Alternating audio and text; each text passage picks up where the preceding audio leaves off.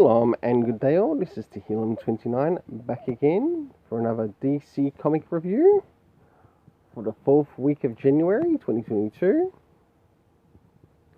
And as you can see here, the comics that will be reviewed in this will be Action Comics 1039, Deathstroke issue 5, and last but not least, Detective Comics issue 1050 or 1050. So I'll jump into the first one that I'll be reviewing, which will be Action Comics Superman. So starting off with first things first, does this cover in any way, shape or form connect to something that's happening inside of the story? And sure enough, it does, and I give the cover a 7 out of 10. I'll now move to showing some of the internal art, as well as covering a little bit of the stuff that's happening inside of the story, which we'll see some art around the beginning, middle and the end. And I will not be covering the backstory with this one or with the Detective Comics.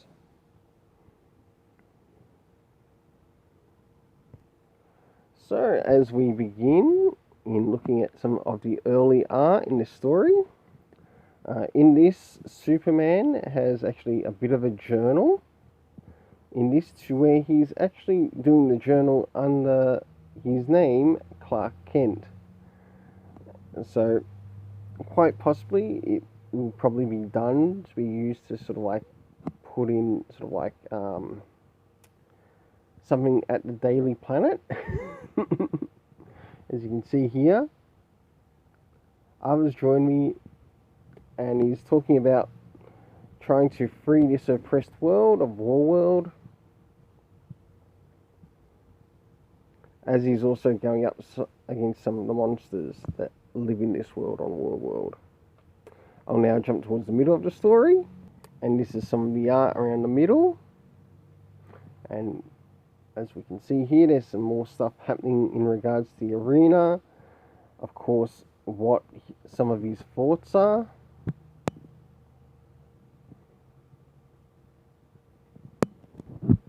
Whilst on Warworld.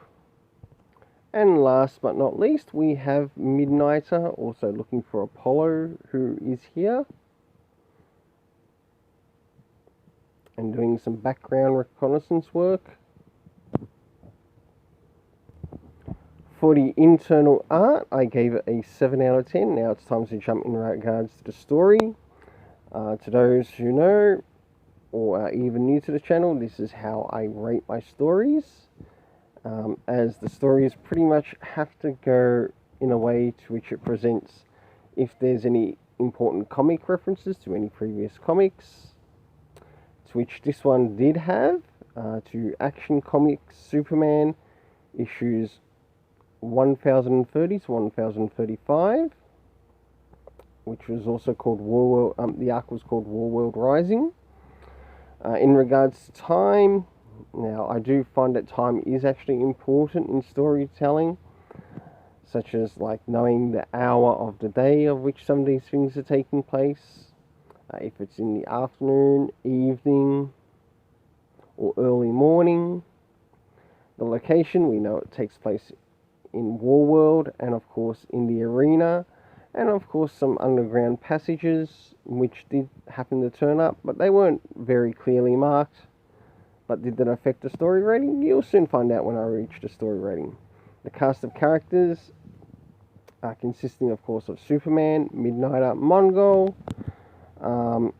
Natasha, and of course Apollo, to which I gave this story a rating of 7 out of 10. I'll now move on to the next comic that will be reviewed, and that is Deathstroke. So now we finally jump into Deathstroke Inc. issue 5, and starting off with the cover, does this cover in any way, shape or form connect to anything that's happening inside of the story?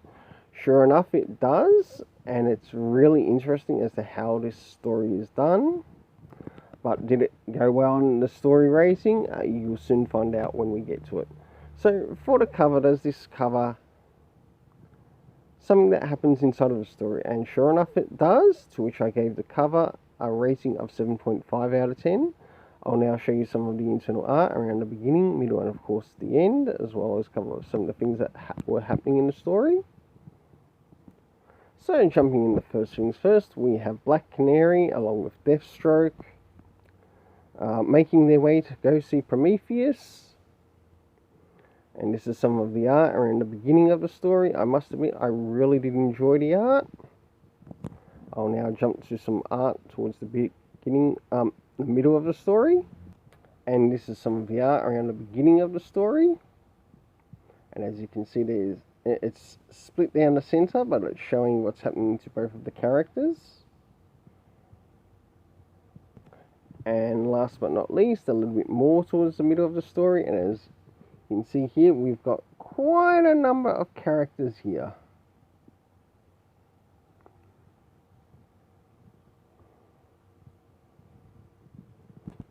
Who are called the Trust Council. And last but not least, some of the art towards the end of the story.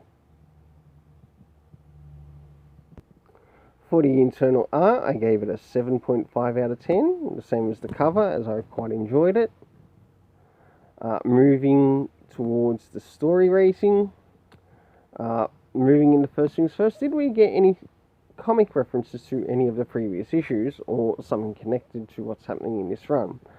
No, we didn't, though it would not hurt to include it. Time, we got no indication of time. The location, the closest thing we got was the Trust Castle, and it failed to acknowledge where things were from the last issue when they were coming into that door, and it wouldn't have hurt to include it. The cast of characters consisting of Black Canary, Deathstroke, Libra, who we do actually meet, and that is Libra on the cover there, but you do learn that Libra has a brother, and the one that is Libra is like related to. Then last but not least, we had Prometheus and the Trust Council. I felt that the story writing slipped a little bit, to which I gave it a 6.5 out of 10. Now it's time to jump into Detective Comics Batman by Mariko Tamaki. So now it's time to review Mariko Tamaki's 1050th issue of Detective Comics Batman. And as you can see here, I got the Jorge Molina variant, or connected variants. Hey, it was one of my favorites, so I had to pick it.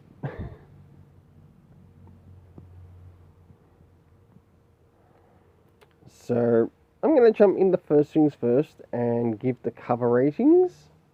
So the first two covers which I'm rating are the top covers, to which I give both a 7.5 out of 10, so cover 1, cover 2.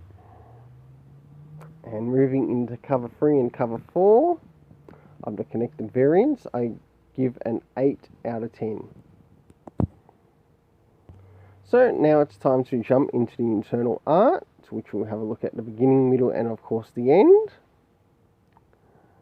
So jumping into some art at the beginning, and as we can see here, we've got quite a number of characters here, and this seems to be taking place in the past. And we've got Huntress here, we've got the Joker, Harley Quinn. Of course, we've got Nightwing and a couple of others. I'll now jump towards the middle. Now this is some of the art towards the middle of the story. And it looks like we've got like a slightly different cast of characters to what we're normally used to.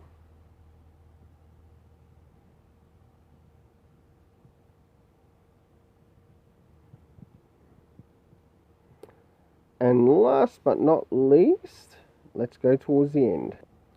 And last but not least, the art towards the end here.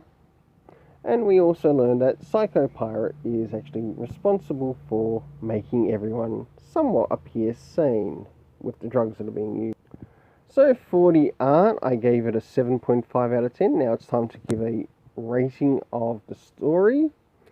Now, first things first, did this story have any comic references? And surprisingly, it did. It had actually 2 comic references. One was the recent Secret Files Huntress issue 1 that also came out last year.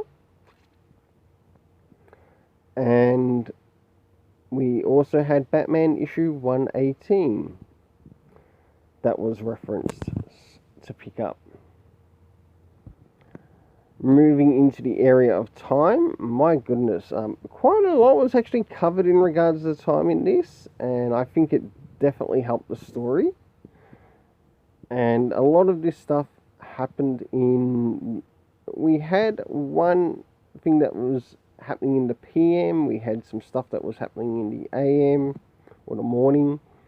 So we start off with the beginning of the book mentioning years ago, and it gives us a time around 11:45 PM.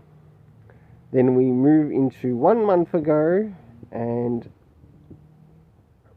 we soon move into day 15, to which we get a couple of times that are happening on day 15. 6:33, 2:55, 9 AM, and of course, last but not least, towards the end, which we also saw 2 weeks earlier. The locations we had were Gotham City, a place called No Man's Land, which was really nice, the Tower, of course, and we also had the Batcave.